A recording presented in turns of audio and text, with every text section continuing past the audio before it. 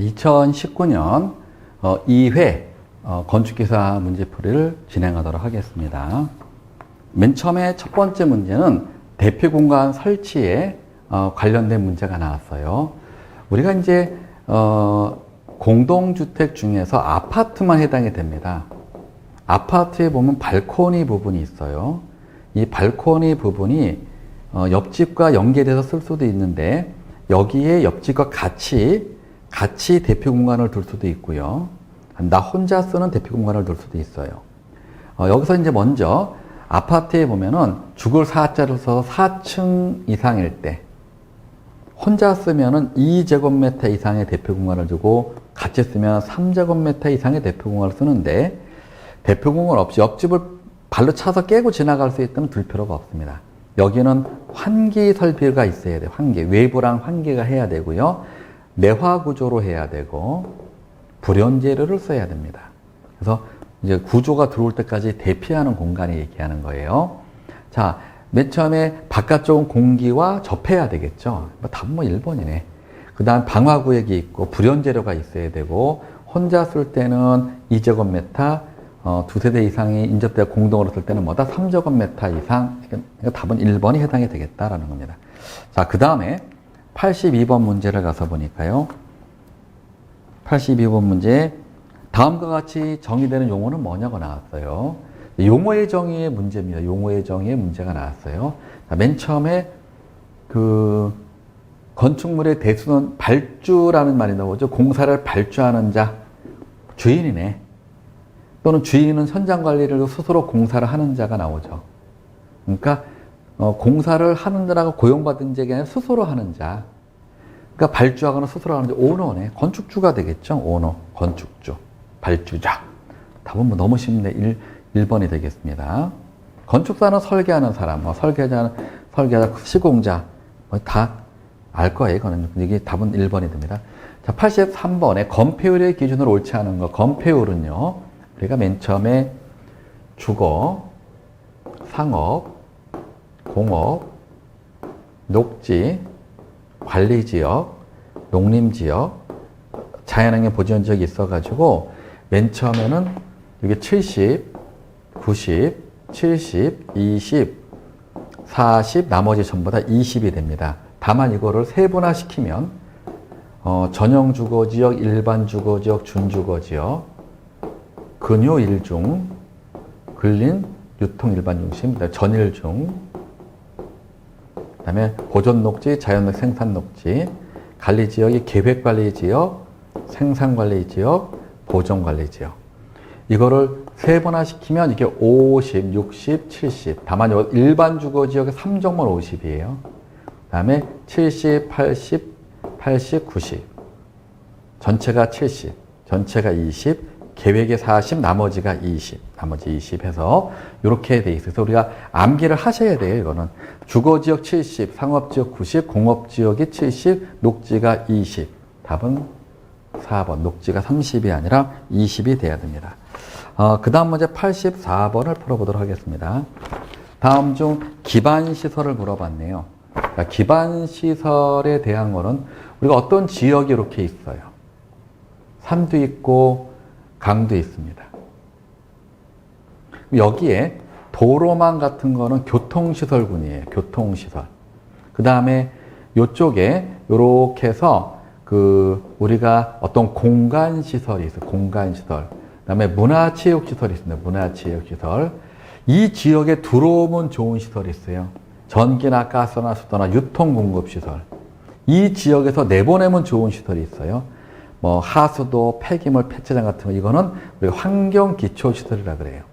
그 다음에 요렇게 하천이라든가 범람의 우려가 있는 거를 방제시설. 사망에 관한 거. 죽은 자들 사망에 관한 것들을 보건위생시설 해서 요게 도시에 필요한 용도다라고 보는 겁니다. 이게 기반시설이에요. 요 기반시설에서 광장, 공원, 녹지 같은 건 공간시설이 되겠지. 딱 봐도 여기 구분 중에서는. 여기도 어차피 교통에 관한 거, 공간에 관한 거 지금 얘기한 들어오면 좋은 시설, 그 다음에 내보내면 좋은 시설, 그 다음에 죽음에 관한 시설들, 범람의 우려가 있는 시설, 그다음에 공공문화체육시설 해가지고 이거는 공간시설이 되겠죠. 답은 몇 번? 2번이 되겠습니다. 85번에 특별건축구역이 나와요. 특별건축구역은 뭐냐 하면은 우리가 이 건축법을 적용하지 아니하거나 건축법을 완화하거나 건축법을 통합해서 각종 법률을 통합해서 자유롭게 건물을 막 짓게 하는 거예요. 프랑크 게리가 설치된 이런 빌보화의 구겐하임 미술관을 설계를 했는데 건축법을 적용하면은 이런 건물 나올 수가 없어요. 그래서 특별건축구역으로 지정이 되면은 이런 건축법을 적용하지 아니하거나 완화시키거나 통합해서 할 수 있는 지역인데 단 다음에 해당하는 지역은 못해. 이걸 못 지정해. 개발제한구역, 자연공원, 접도구역, 보존산지 그냥 4개 외우면 됩니다. 요 4가지는 우리가 특별건축구역으로 지정할 수 있는 지역이 아니다. 그래서 뭐 여러분이 암기할 때 이렇게 해가지고 고속도로 옆에 톨게이트 나오는 데 있는 게 접도구역이에요. 이쪽으로 자연공원, 여기 산 이렇게 해서 이거 보존산지, 이쪽으로 개발제한구역 이렇게 암기하셔도 됩니다. 그럼 쫙 보니까 뭐 택지개발 사업은 뭐 개발하는 사업이니까 이거는 우리가 할 수 있는 거고, 이거 답이 아니야. 할 수 있는 거고, 국제행사 할 수 있는 이런 건물 들어가면 할 수 있는 거고, 지자체가 하는 것도 국제행사 하는 거니까 할 수 있는 거고, 이렇게. 그런데 접도구역 할 수 없죠? 그래서 우리가 지금 얘기한 이런 접도구역은 자동차가 나올 때 교통의 흐름을 방해하는 건물이 들어서지 못하게 하는 접도구역이에요. 이런 부분은 할 수가 없다. 답은 1번이 되겠네, 85번에. 자, 그 다음에 86번의 문제를 가서 보니까요. 이거는 이렇게 나누면 A라는 용도와 B라는 용도가 같이 들어가면 안 되는 거예요. 아동 관련 시설, 노인 관련 시설, 아동과 노인이 공동주택, 공동으로 산후조리원에 갔다가 장례식장에 가는 거예요. 이 용도와 공장, 자동차 정비 공장, 위험물 처리 시설, 여기 끝나고 모여서 위락시설에 가는 거예요. 이 용도는 서로 같은 건물에 들어가면 안 돼. 하나는 불나기 좋은 거, 하나는 이게 도망치기 어려운 거니까 같이 안 돼. 특히 여기서 요 아동과 노인 시설은 도매시장과 소매시장하고도 안 돼요. 이것도 안 되는 거고, 공동주택 산후조리원 같은 경우는 요거는 우리가 그 다중생활시설 같은 거랑 들어가면 안 돼요. 기숙사하고 공장 돼요. 예외로. 그 다음에 공동주택과 위락시설 돼요. 초고층 건축물에서. 그 다음에 지식산업센터와 직장 어린이집 이거 돼요. 알아두셔야 돼. 단 이 초고층 건축물에 해당되는 공동주택 위락시설이 들어갈 때는 이게 연접해서 들어가면 안 돼. 다른 게 들어가 있어야 돼. 여기가 만약에 공동주택이고 여기가 만약에 위락시설처럼 떨어져야 되고요. 요 거리가 출입구는 30m 이상을 떨어져야 된다는 개념이 있습니다. 그래서 그런 거를 우리가 알아두셔야 된다는 거예요. 자, 그러면 그리고 여기 자체는 항상 내화구조로 해야 됩니다. 다. 그러면 공동주택과 위락시설을 함께 설치하고자 하는 거예요. 원래는 안 돼요. 그러나 초고층 건축물은 돼요. 내화구조로 해야 되고 서로 이웃하지 않게 배치해야 되고 그 다음에 내화구조로 해야 되고 30m 이상 출입구가 떨어져야 되고 답은 2번밖에 없네요. 2번. 자, 그 다음 87번의 문제를 보니까요. 부설주차장의 설치 종류의 기준을 물어봤는데요. 이것도 또 똑같이 또 적는다고 치면은 100, 150, 200, 300, 350, 400. 그래서 부서장의 설치 기준 항상 똑같은 문제가 계속 나오는데 여기에 나오는 100은 위락시설, 요 200이 근근히 숙박시설. 시험 문제 여기서 주로 나오고요. 여기는 뭐 문화, 관광, 판매, 업무, 운동 뭐 이런 것들이 쭉 들어가는 거예요. 그래서 나머지 자주 그리고 이제 350이 뭐 그 수련 시설이라든가 공장이라든가 뭐 이런 것들이 나오고 이거는 이제 창고라든가 학생용 기숙사가 나오게 되죠. 여기서 가서 보니까 위락이 금방 답은 금방 나와요. 이게 답이네. 종교, 문화, 판매, 업무, 종교 이런 거 150이고 다 수련시설, 요거 350 나왔네요. 그러면 답은 1번밖에 없습니다. 87번의 답은 1번이다. 그 다음에 88번의 문제를 보도록 하겠습니다. 용적률 산정 시에 사용되는 연면적에 포함되는 것. 연면적이라는 것은요, 연면적이라는 건 하나의 건축물에 각층, 지하를 포함한 각층 바닥 면적의 합계예요. 지하가 들어가요. 근데 용적률 산정할 때, 용적률을 산정할 때는 용적률은 대지 면적분의 연면적인데, 우리가 여기 연면적과 용적률 산정할 때 연면적은 달라요. 그러니까 이거 앞에 거 없다고 보고, 이거 없다고 보고, 그냥 연면적과 용적률 산정, 이 연면적은 요 지하층 부분과 주차장 부분과 피난 안전구역과 대피 공간 부분은 밀도량이 영향을 주지 않게 빼줍니다. 그래서 이 연면적에서는 요 네 가지가 빠져요. 그래서 지하층 부분, 그 다음에 피난 안전구역 부분, 그 다음에 대피 공간 부분, 또 주차장 부분은 빠져요. 요거는 원래는 들어가야 되지만 바닥 면적이 합계이기 때문에 이 건축물을 지었는데 요 위에 승강기탑, 계단탑, 장식탑, 뭐 다락이 올라가는 다락이 층고가 1.5m는 봐줘요. 1.5m 이내. 경사진 다락은 가중평면에서 1.8m까지 봐주는데 이건 2m이기 때문에 2.1m이기 때문에 못 봐줘요.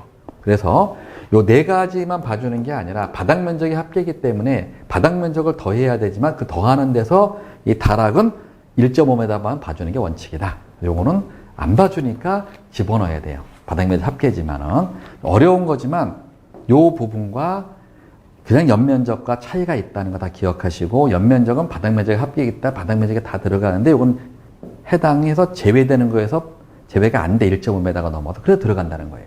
이렇게 정확히 하셔야 됩니다. 그 다음에 89번 문제를 보도록 하겠습니다. 다음에 설명하는 용도 지구의 세부는 뭐냐? 재해 예방이네요. 근데 밀집된 지역이네요. 자, 우리가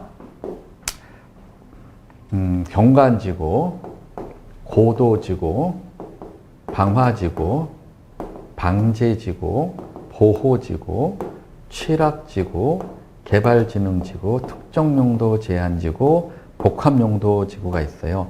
이거는 방제니까 여기에 들어. 방제지구는 자연방제가 있고 시가지 방제가 있어요. 자연방제는 사람이 없는 곳이에요. 막 해안가인데 이게 막 무너지게 생겼어. 집이 사라져. 그러면 이 근처는 안전하게 고쳐주는 게 아니라 집 짓지 말라 해가지고 자연방제지구를 지정하는 거예요. 시가지 방제지구는 막 굉장히 빌딩이 높고 사람들이 막 많아. 근데 지진 나면 막 간판 떨어져서 간판 맞아 죽어. 그렇기 때문에 어떤 공지 같은 걸 둬야 되고, 간판 같은 경우는 일반 간판을 다는 기준보다 아주 탄탄하게 달아야 되는 기준이 강화되어 있어요. 각종 시설물에 대한 기준이. 사람이 밀집된 지역에 대해서는 시설 개선을 통해서 강화시켜놔. 그럼 이거는 시가지 방제지구가 되는 거예요. 답은 뭐 1번밖에 없네요. 89번의 답은 1번. 자, 90번 문제를 보겠습니다. 허가하기 전에 안전영향평가라는 걸 실시해야 되는데, 허가하기 전에 이 안전영향평가 실시하는 대상 건축물을 물어봤는데, 이 초고층 건축물, 50층 이상이거나 200m 이상인 건축물이에요. 50층 이상이거나 또는 200m 이상일 거, 또는 16층 이상으로서 플러스 연면적이 우리가 10만 제곱미터 이상인 건물, 이렇게 나오는 거예요. 정확히 알아둬야 됩니다. 그러면 딱 보니까 50층과 200m에 해당하는 건 없으니까 그는 16층 이상으로서 또는이 아니라 으로서 10만, 요렇게 해서 요게 되네요. 16층 이상으로서 연면적이 10만. 답은 4번이 됩니다. 그 다음에 91번에 피난안전구역에 대한 얘기가 나왔어요. 피난안전구역. 우리가 어떤 건축물을 지었어요. 이 건축물에 피난안전구역을 설치하게 되어 있습니다. 그래서 초고층 건축물일 때 우리가 30개층마다 되게 되어 있고, 준초고층일 때는 전체 2분의 1 지점에서 상하 5개층 이내에 하나 설치하게 되어 있는데, 여기 설치될 때의 기준은 이렇게 해서 위아래 부분에 요 위아래 부분에 이게 위아래 부분 이게 비어 있기 때문에 열순술이 커요. 그래서 단열재를 설치해야 돼요. 단열재를. 그 다음에 이제 여기는 안 봐도 불연재를 써야 되고 안 봐도 내화 구조로 해야 돼요. 내화 구조로 해야 되고 그 다음에 안 봐도 통신 설비가 있어야 되고 안 봐도 배연 설비가 있어야 돼요. 이건 공식처럼 들어가야 돼요. 공식처럼. 그 다음에 이제 여기에 그 급수전 물 들어오는 게 하나 있어야 되고요. 여기서 이렇게 해가지고 특별 피난 계단만 들어가요. 우리가 이제 지붕에 설치되는 대피 공간은 특별 피난 계단 또는 피난 계단에 들어가는데 여기는 특별 피난 계단만 들어간다는 게 아주 시험에 잘 나와요. 그리고 비상용 승강기와 연결이 딱 돼야 돼요. 다. 그 다음에 요 높이는 2.1m 이상은 돼야 돼요. 요 정도가 피난안전구역이다. 그래서 여기가 불을 끄는 중대본부가 들어서는 거예요. 답이 옳지 않은 거 1번이네. 뭐 2.1m 이상이 돼야 되고 불연재료 비상용 승강기가 설치돼야 들어와야 되고 특별피난계단 구조로 해야 돼요. 그래서 시험에 나올 수 있는 용어들 급수전, 나머지는 단열재, 나머지는 다 아는 거 이렇게 하면 될 것 같습니다. 그럼 92번의 문제를 보면 다음에 해당하는 건축물의 용도의 연결이 옳지 않은 것. 맨 처음에 보니까 자동차 관련 시설이 나왔네요. 틀렸네. 자동차 관련 시설은 뭐냐면 이거는 자동차 매매장이라든가 정비학원이라든가 운전학원이라든가 이렇게 자동차가 많이 있는 거 자동차 관련 시설이. 주유소는 위험물 처리 시설이. 답은 1번이네. 야외 음악당, 야외 극장, 어린이 회관, 전망탑 이런 건 다 관광시계 시설이에요. 그 다음에 의원은 일종문생, 병원은 의료시설. 다만 동물병원은 이종문생. 음식점, 휴게음식점인데 300제곱미터 미만이면 일종문생. 휴게음식점인데 300제곱미터 이상이면 이종문생. 일반 음식점 무조건 이종문생. 이렇게 정확히 아셔야 됩니다. 답은 뭐 1번이 되겠죠. 93번에 가서 보니까 이거는 전시장을 물어봤네. 계산하라 승용승강기네요. 8인승이에요. 8에서 15인승. 그러면 전위수겁 이렇게 외우라고 됐어요. 전시장. 그러면 전위수겁의 공식을 적으면 하나 플러스 A-3천이 넘어가면 2천마다 하나씩 요거를 우리가 완화시켰던 거예요. 요게 A가 뭐냐? 6층 이상의 거실 바닥 면적 합계예요. 근데 문제에서 6층 이상의 거실 면적 합계가 12,000이에요. 여기 12,000을 줬네. 12,000에 3,000을 빼서 2,000으로 나눠서 계산을 하게 되면 얼마가 나오냐면 5.5대가 나온다는 거예요. 무조건 올림이에요. 6대. 그럼 답이 3번에 해당이 된다라고 보시면 됩니다. 그 다음에 나오는 게 피난용 승강기에 관한 것이냐. 피난용 승강기. 자, 요건 이겁니다. 요렇게 해서 피난용 승강기가 있는데 요거는 설명한 것처럼 6제곱미터 대당 이상이 돼야 되고 문은 이쪽으로 열리든 문이 있는데 이거는 피난 방향. 위층은 이렇게, 아래층은 이렇게 피난 방향 열려야 되고 갑종 방화문이고 공지에 이르는 거리가 30m 이내가 돼야 되고 내화 구조, 불연 재료, 예비 전원 다 써 있습니다. 그러면 예비 전원 피난지까지 승강구를 단일 구조로 가나가고 표시 붙이고 6제곱미터. 이건 뭐 답이 2번이 되겠죠. 간단하게. 95번에 관한 문제를 가서 보니까 이 문제는 사실은 조금 그 건축법을 해석하는 걸 잘못한, 달리한 그런 문제 같은데 그냥 답으로 써줘야죠. 자, 무슨 말이냐 그러면 이렇게 항상 그림을 그렸어요. 그래서 우리가 이쪽이 전용 주거지요. 1종, 2종. 여기가 일반 주거지요. 1종, 2종, 3종. 여기가 준주거지요. 그래서 여기는 단독주택이 들어가고 얘는 다 들어가요. 여기는 공동이 들어가고 여기는 노유자 시설과 교육 시설이 들어가고 여기는 종교가 들어가고 여기는 운동과 의료와 수련 시설이 들어가고 이종문생이 들어가고 그랬어요. 여기서 요거는 4층 이하니까 아파트가 안 돼. 얘는 아파트가 다 되는 거예요.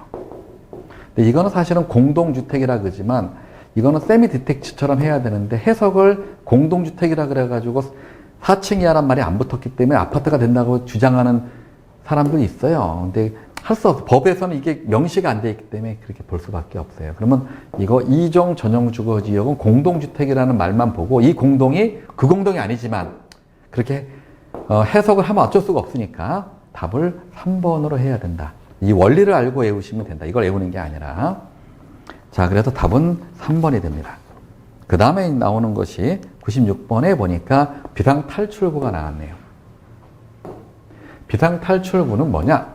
요렇게 지하층에 지하로 들어가서 보니까 요렇게 있는데 여기에 계단실이 요렇게 해서 계단이 이런 식으로 계단이 놓여 있어요.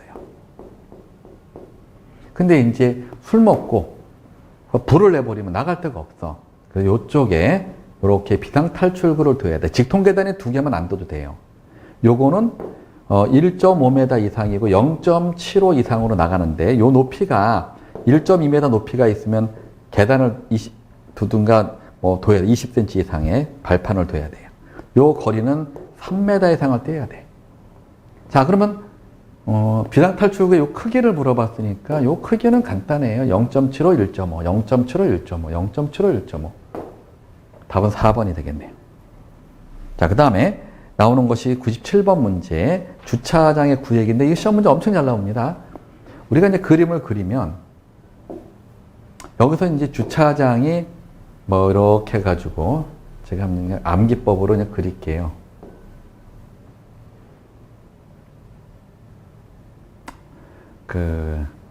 색깔을 좀 바꿔야 되는데 못해서 그냥 죄송합니다. 이렇게 그냥 하겠습니다. 자, 맨 처음에 평행주차가 인 경우에 이게 평행이에요. 2 곱하기 6m예요. 무조건 외우셔야 됩니다. 2 곱하기 6. 근데 이게 주거지역에서 보차구역으로 안 되면 2 곱하기 5입니다. 2 곱하기 5. 그 다음에 여기에 이제 소형 경영은 이제 1.7에 4.5가 됩니다. 요거. 여기서 이제 확장형을 먼저 그리는 확장형. 이거 2.6에 5.2입니다. 그리고 이게 5.0에 일반형이 요게 이제 여기가 바뀐 게 뭐냐면 이게 5.0에 옛날에 2.3인데 2.5가 됐어요. 아주 중요한 거고요. 여기가 이제 장애인을 먼저 적을게요. 장애인. 장애인용은 요게 장애인용을 먼저 적었겠습니다. 크게 했으니까. 여기가 3.3. 그러니까 5m에 3.3이 장애인용이고요. 그 다음에 2.5. 5m에 2.5가 보통이고. 그 다음에 이제 여기서 이제 경형이 조그만 게 이게 2.0에 3.6이 나옵니다. 그래서 이거 외우셔야 돼요. 외우셔서 많이 나오는 것이 요 장애인 주차 구역이 많이 나오죠. 5.0에 3.3이라는 요거. 그리고 요게 바뀌었다는 거. 5.0, 2.3에 2.5라는 거. 확장용도 바뀌었어요. 5.2에 2.6으로. 그럼 이제 이거는 평형을 물어봤으니까 이게 기본이에요. 평형에서는 2 곱하기 6이 기본이니까 일반적인 거 2 곱하기 6. 4번이 되겠네요. 4. 자, 그 다음에 나오는 것이 98번에 노외 주차장의 설비에 관한 기준의 내용으로서 옳지 않은 것 그랬네요. 이거는 요렇게 주차장이 있으면 여기서 이쪽으로 도로 쪽으로 우리가 이제 이 주차를 나오려고 그래요. 요럴 때 치수를 보면은 이 치수가 원칙은 3.5m예요. 근데 8대 이하 자주식 지평식은 3.0m고 예외로 2.5까지 돼요. 그 다음에 50대 이상일 때는 5.5나 또는 분리하게 되어 있고요.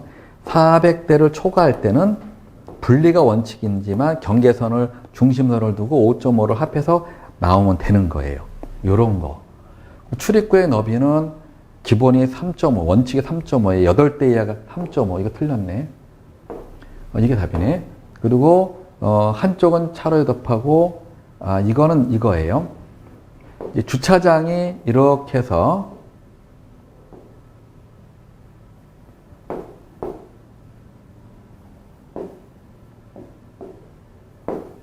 주차장이 이렇게 해서 램프가 있고요. 이런 식으로 위층이 이렇게 돼 있다고 보겠어요. 여기에 우리가 이제 이렇게 해가지고 각종 시설이 들어간다고 보겠습니다. 이 차로 부분은 2.3이에요. 차로 부분은. 주차 부분은 2.1이에요. 꼭 기억하셔야 돼요. 그 다음에 이제 여기에 주차시켜 놓은 거에서는 이제 10럭스. 사람이 들어오는 부분은 50럭스. 나가고 들어오는 입구는 300럭스. 이 10럭스가 사람이 들어가서 걸어가면 차가 이렇게 움직일 때 환해져. 곱하기 10배 정도로 합니다. 그 다음에 50ppm. 환기에 대한 거, 이산화탄소량을 이렇게 만들어 놓은 거여서 여기에 문제를 풀 때는 차로 높이가 2.3m, 주차는 2.1m. 이렇게 알아두셔야 되고요. 그 다음에 이제 이 들어가는 램프의 부분이